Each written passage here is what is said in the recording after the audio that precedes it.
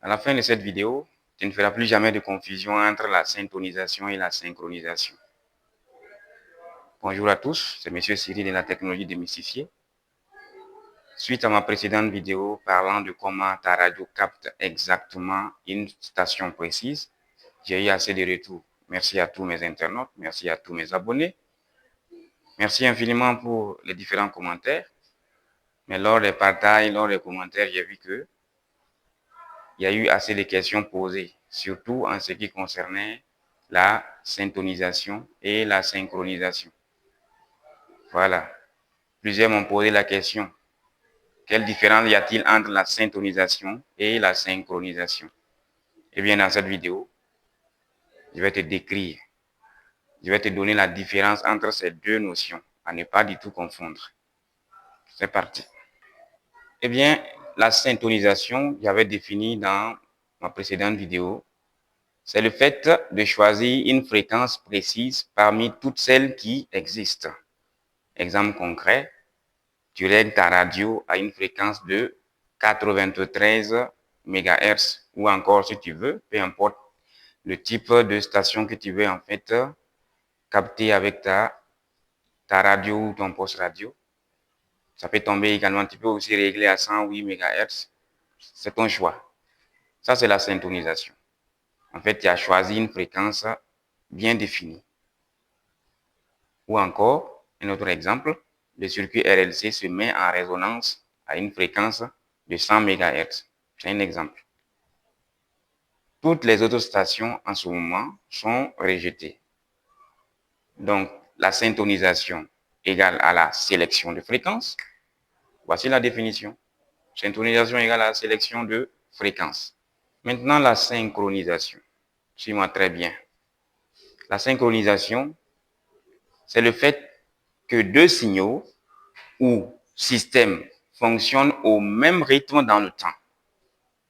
Je reprends. La synchronisation, c'est le fait que deux signaux ou systèmes fonctionnent au même rythme dans le temps. Exemple, deux horloges qui affichent la même heure. Là, on parle en fait d'un mouvement synchrone entre ces deux horloges. Parce que ces horloges-là affichent en fait les mêmes heures. Ou encore un récepteur qui se cale sur le rythme d'un émetteur. Ça, c'est un mouvement en fait synchrone, c'est une action synchrone. Ou encore un moteur et son variateur tournant en phase. Donc, je résume la définition de la synchronisation pour dire la synchronisation égale à l'accord dans le temps.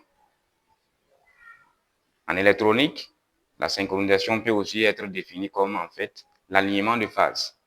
Lorsqu'on a deux phases, je vais prendre l'exemple de deux tensions ou de la tension et du courant en phase.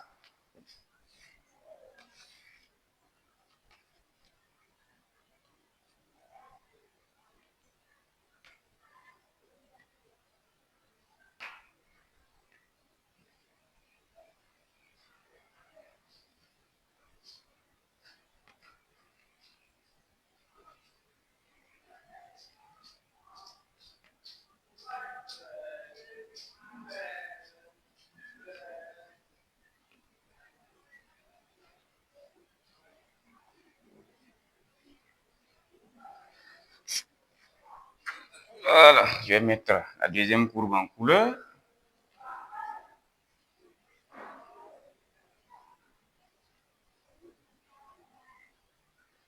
Hop. Et définir ça comme la tension U.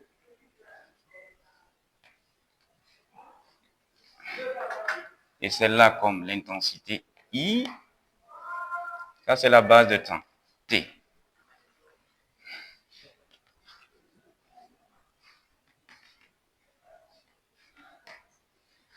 On voit du coup que ces deux courbes-là sont en phase. C'est-à-dire, elles atteignent en fait leur maximum au même moment, s'annulent également au même moment.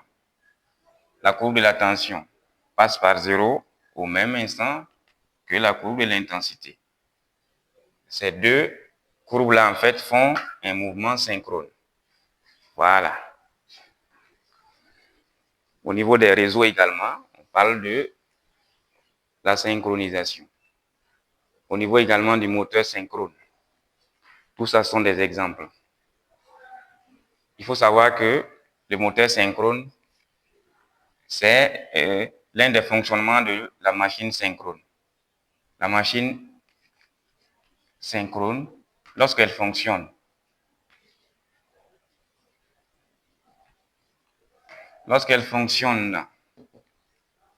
en mode moteur, on l'appelle moteur synchrone, c'est-à-dire on lui fournit une tension alternative et elle se met en mouvement rotatif au niveau de sa partie rotative qui est le rotor. En ce moment, on parle de moteur synchrone. Moteur synchrone. Mais lorsque la machine synchrone fonctionne en génératrice, on l'appelle en ce moment alternateur. Pourquoi on l'appelle machine synchrone? Parce que tout simplement, la vitesse du champ magnétique tournant appelée vitesse de synchronisme nommée NS au niveau d'une machine synchrone est égale à la vitesse de rotation de la roue polaire ou de son rotor noté N. Donc du coup, le rotor d'une machine synchrone tourne à la même vitesse que la vitesse de synchronisme. Il y a alors un mouvement synchrone entre la vitesse de synchronisme et la vitesse de rotation du rotor, d'où l'appellation machine synchrone. Voici en gros, c'est quoi la synchronisation. Bien. J'ai un tableau ici qui illustre. Vous voyez par là, synchronisation à gauche, synchronisation à droite. J'ai encore quelques exemples pour illustrer cette partie. Côté synchronisation, voici les différents exemples que je prends. La synchronisation, c'est par exemple le choix d'une fréquence. Mais au côté synchronisation, c'est l'accord dans le temps. La synchronisation concerne le domaine fréquentiel et la synchronisation concerne le domaine temporel. Le circuit RLC fait partie du domaine de la synchronisation. Côté synchronisation, on peut parler en fait des boucles de phase des horloges qui affichent les mêmes heures. Radio FM, télécom, moteur numérique, comme j'avais défini là, les moteurs synchrones. Exemple encore, je choisis avec mon poste radio la fréquence 93 MHz. Exemple d'action synchrone, je suis, le verbe suivre ici, je suis en fait le même rythme. Voici en gros ce qui concerne la synchronisation et la synchronisation. Bien, en résumé, la synchronisation permet à la radio de choisir une fréquence, mais par contre, la synchronisation permet à deux systèmes de fonctionner ensemble dans le temps.